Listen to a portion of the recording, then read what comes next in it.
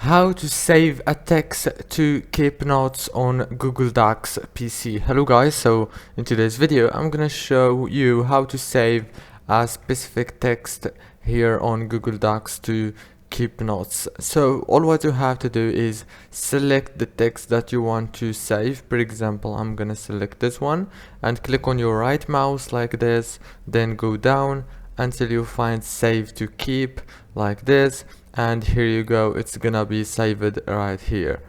If this video was helpful, please don't forget to like, subscribe, and thank you so much for watching this video until the very end. See you later, and thank you so much.